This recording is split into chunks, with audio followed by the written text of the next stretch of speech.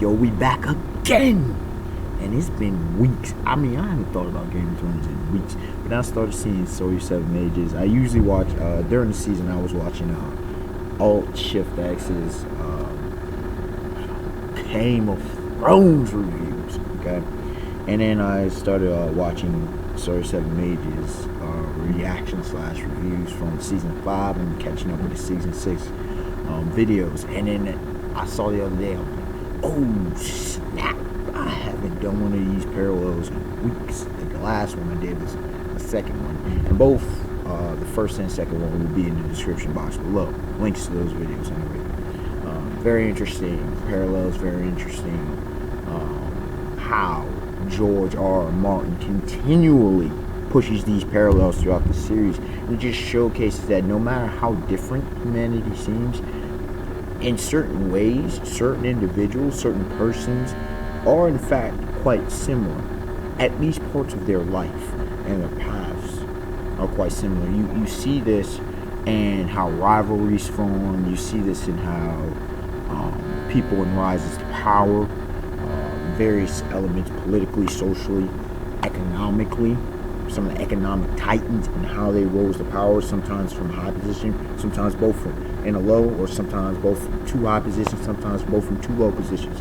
So the parallels in life are very interesting. No matter how different they seem, they parallel one another. And in this time, we're coming with arguably the best, if not the best, parallel in the entire series that Martin has rolled with. And it is none other than my woman, my favorite female character of all time, Daenerys Stormborn, aka Daenerys Targaryen, aka the Mother of Dragons, aka Khaleesi, aka Breaker of Change, and a few other names. And of course, the Queen herself, one of the greatest villains of all time, Cersei Lannister, who, as a villain, we are very much questioning. Villain, but there's some stuff in Game of Thrones that make one question. Anyways, there were actually 6 parallels with these two characters. And without further ado, let's get in. Let's dive right on into this thing. The first parallel with these two characters are actually women who came to power through very unconventional means. Now, what I mean by that, neither one of these ladies were supposed to, number one, be in power. And not only were they not supposed to be in power, they were not in line to be in power. And not only were they not in line to be in power, they got into some of the most powerful positions in the entire world. Let me repeat that. In the entire world of Song of Ice and Fire / Game of Thrones. The entire world. One in Westeros and one in Essos, who's now trying to go to Westeros. Understand this. You can say bloodlines all you want to, but come on, let's think about this. Daenerys was this timid girl, teenage girl, probably like 14, 15, whatever, right? By the time she's 17, 18 years old, she has a massive army of armies. Who's already conquered one city, put the smack down on others of other cities, and is headed to invade her homeland, quote unquote, and take over the 7 kingdoms.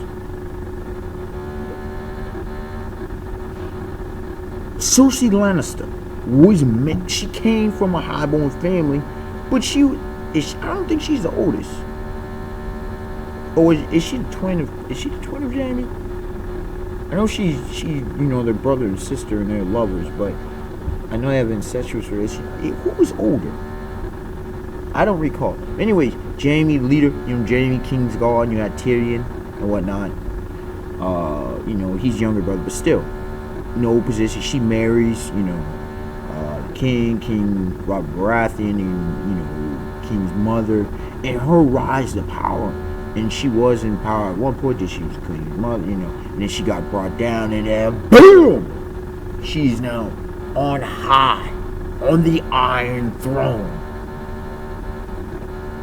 And you look and it's like, but the way the show did it, the way the series has done it, it makes perfect sense. But if I would have told you these two characters from the way they started, even though you could say, well, she was the queen, not with all those players in the Game of Thrones, and not at this moment, which means she's probably going, at least in the show, going to die fat earlier than I anticipated. But, nonetheless, still, it's like, and Daenerys, the first time we saw her, come on now, no way, especially her heart. So you have these very unconventional means, and going a little bit further into it, I mentioned a little bit of it. You look at it, and Daenerys through fate, both of them very faithful. Although Cersei was way more manipulative, hers was manipulation with fate. Daenerys's was fate and some external factors at play, to say the least. Okay, some advisors, some because of bloodline, some because of the whole connection with the dragons and various things. So she had a lot, and there's other factors that we know of. She had a lot of external factors, and Cersei manipulated affairs, played the game very well. But even she had, some aid, to say the least. Both of these women did. But y'all seen the series. Y'all can probably pinpoint a plethora of methods. I mean, I can go through probably the whole ascension rate, but y'all get the point. The point is that they utilize every time, and every time they seem to be knocked down, that actually raised them to an absolute higher pedestal, a higher ascension, a higher rate of power. Every misfortune ended up being a blessing in disguise. That's fate. You can't luck it up. There's only so much luck that comes before you just gotta admit that's fate. It was just predestined, and this is how things are supposed to play out. Now, whether, whatever happens in the future is whatever happens in the future, but to this point, they rose to two of the most powerful positions in the entire world, and that's crazy. Now, two, both were mothers that lost. Daenerys lost her child, okay? Cersei has lost 3 children. Daenerys has almost lost the respect of her other children, her dragons, okay? And very much, Cersei lost the respect of all her children. She lost her sway, her influence over them. When it came to Joffrey, the freaking monster and villain, oh my gosh, the villain that everybody hated, and not for a good reason. Not on some Ramsay Bolton stats, not on some Cersei Lannister stats. Just, you hated Joffrey. You just wanted this dude to die. Joffrey was, oh my gosh. Every time I think of him, he enrages me, he infuriates me. His character is just trashy. Not that just George R. R. Martin is just, his character is trash. Like, his person is trash. There's no complexity to him. He's just this spoiled child who's just horrible. She's just a horrible person. Just evil. He's a little evil incarnate, okay? She lost him because he went straight, full-blown darkness. Full-blown evil. Even Lucifer wouldn't have dealings with them. Even the devil's not dealing with this kid. There's no dealing with this, okay? That was that. Then, not Marjorie. What was, I forget homegirl's name. I forget what her daughter's name is. Anyway, lost her to Dorne, and then also lost her to, she was going to marry the Youngblood, the prince or whatnot, for the whole assassination / murder of those two. And then you also got Tommen. In the show, we have it to where Marjorie's influence, the High Septim's influence, the High Sparrow's influence, excuse me. Oh, jeez. And just his own, and then eventually suicide. She lost her influence and sway over him. So she lost, and for a time, Daenerys lost her influence and sway over the dragons. Then she seemingly now has it back. But for how long? That's questionable. So we'll see. They both lost that. Number 3, they were both wives of highborns that died / were murdered, more or less. I forget how Khal Drogo died. It's been since like season 1. You can't blame me for forgetting. There's too much that has happened. And we know Robert has supposedly died on the hunt.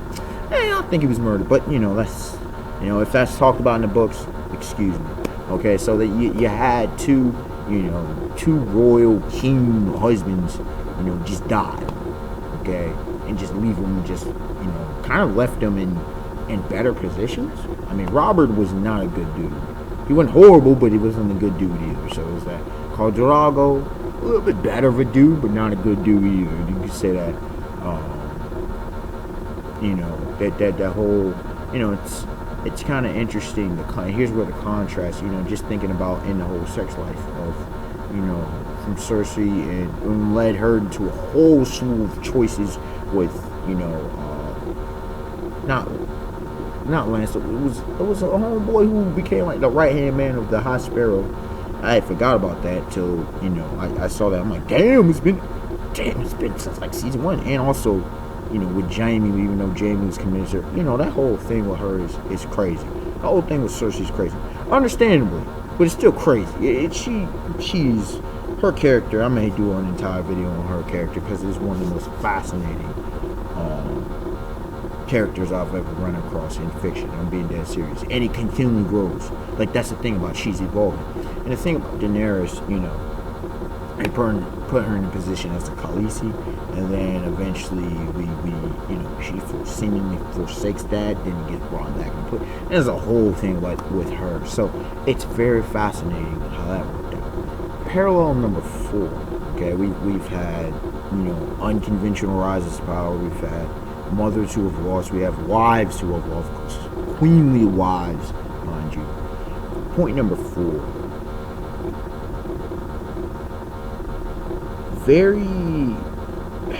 How to say this? Women at 2 different points in their lives, but facing the same dilemma. Here you have Daenerys Stormborn being a very young woman, mind you. She's probably only, 17, 18 at this point? At least in a TV series. I think she's only like 17, 18. Maybe she's 19, pushing it now. Okay? You have Cersei Lannister in like a 40s. Both are facing the exact same problem. And what problem is that? The problem is, what is their identity? So both are dealing with identity crises. Both are dealing with how to rule. Both are dealing with who is my ally, who can I trust, what's the proper decision, not only for myself, but also for those who I'm, the leadership for. And both are also dealing with, ruthlessness. Let's just call it what it is. They're not savages. They're not savage. They're not savage. At least not yet. Especially Daenerys. I'm looking at you, homegirl. Love you, but I'm gonna call it for what it is. You can call, that play with the wildfire, was it dragonfire, wildfire, green fire, whatever the fire was. It's been a while, and I only heard it like a few times. But anyways, y'all know the fire that burned up the red. It wasn't the Red Keep. It was the what's the Red Keep? The whole building thing, but took out all the nobles and the High Sparrow, Marjorie, Lancel, and whatnot. Yeah, that. The thing is, man, I was straight up ruthless, hands down. Can't call it savage because it was a very calculated play. Very, very calculated play. And you can't really say they didn't deserve it. Not saying she deserved to massacre a bunch of people, but you can't say they didn't deserve it. So it was one of those, it was ruthless, but it wasn't savage. Now, if she would have had the mountain come in there and just start hacking away and torturing people, then with it, again, she was ruthless towards Homegirl, but again, Homegirl kind of deserved it. So, I wouldn't call it quite savage. They borderline savage, both of them. So, it's very interesting. They're dealing with identity crises, okay? Point number 5. What was the 5th one? I just had it in my mind. I hate forgetting stuff. Point number 5. Identity crises. What? Man, I hate forgetting stuff. I had both points in my mind. Hold on. Identity crises. Both are legitimate candidates for the game. I know this is probably going to be point number 6, but it is what it is. Both are legitimate candidates for the Iron Throne, for the Game of Thrones. And I say legitimate, they really are. Here you have a pure-blooded Targaryen, okay, one of the last. I think she's the second remaining survivor. I mean, you have brother, older brother. What was Homeboy's name? Oh, he survived through the fire, kept getting resurrected. Him. And here you have Cersei. You know, she's a Lannister, okay? And so, you know, with Jaime not being able to, with Tyrion not being able to, she's seemingly the head of the line right now. She's the lioness. The lioness is the head of the pack currently, the head of the Seven Kingdoms. And so, both of those, you know, they're coming to arguably a collision course. We will see how much of a collision. We'll see if these two face off. It'll be very interesting, very, very interesting to see. But both have always been legitimate candidates for the Iron Throne. Okay, to be the winner of the Game of Thrones, if there is going to be a winner. That's very much questionable. Let me see if I can remove my final point. Central Crisis. What's the last point I wanted to make? Oh yes, how can I forget? Both of their fathers. They despise their fathers, you could say, to a degree. Maybe despise is too strong of a word, but there's a definite dislike of their fathers, as well as an admiration. And what do I mean? It seems contradictory, but it actually makes a lot of sense, especially in the context of the Game of Thrones. They're very much like their fathers, from what we've been given. Tywin and his whole thing about, you know, the family, his whole thing about order and the way things should be. Now, he had issues, you know. She very much, you know, she has an issue with Tyrion. She's like him in the very fact that some can argue that Tyrion's more like Tywin than Jaime is, but, you know, it's a whole different discussion. But Cersei's like her father, and the fact, you know, Tyrion represents so much of what neither of them are, but they respect him for it. And while she doesn't hold exactly the same ideologies as her father, she kind of holds a lot of the same sentiments. She learned a lot from him. He honestly was her best teacher. And so she's dealing with things, and a lot of times she reverts back to the way that her father may have reacted. Whether she, consciously recognizes or not, her subconscious, she dictates by these things. She does very calculated methods. She does it for the Lannisters, for those next to her. But she also does it, you know, for herself. Where her and her father differ is her father was huge about the whole bloodline thing. She's huge also for herself. So she's more selfish than you can argue that Tywin is, although he himself was a bit selfish. So it's a lot of nuances with it. Now when it comes to when it comes to Daenerys and King Aegon, okay, we haven't seen too much of them in the show, if any at all.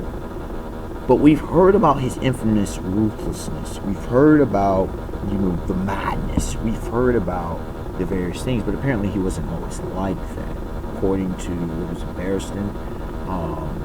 So what flipped? What changed with him? And I'm pretty sure the books, you know, expound upon more on his character, the Mad King's character. But if we watch the seasons, Daenerys, you know, and she tried to avoid it, but she's becoming just like her father. She does things differently. She's not the same. She disagrees with some of the methods, but at the end of the day, both from perception outside wise, you know, reputation, as well as us as viewers, we're looking and we're seeing transformation. And where's the real difference between her and the father? So both of them mirror, they reject, but they mirror their fathers so well. So it's a very fascinating dynamic we have going on there. It's not as nuanced with Daenerys and her father as it is with Cersei and Tywin, but nonetheless, the parallel is undeniable. Unexpected 101, like, comment, subscribe. Tell me your thoughts on both characters. Tell me where do you see parallels, and if you see any more parallels. Who else would you like to see done? And then I do have about 8 to 10 overall, so I've got about, I don't know, 4, 5, 7 more parallels to go. But shoot me a few, and we'll see if we get those done. We'll see if those are the ones I actually came up with. All right, y'all. Have a beautiful day, beautiful night. Peace. More Game of Thrones content definitely coming on the way. Cannot wait for season 7, baby. Iron Bank, watch out. Oh, and hint for the next video. Yeah, 2 fathers. That's all I need to say.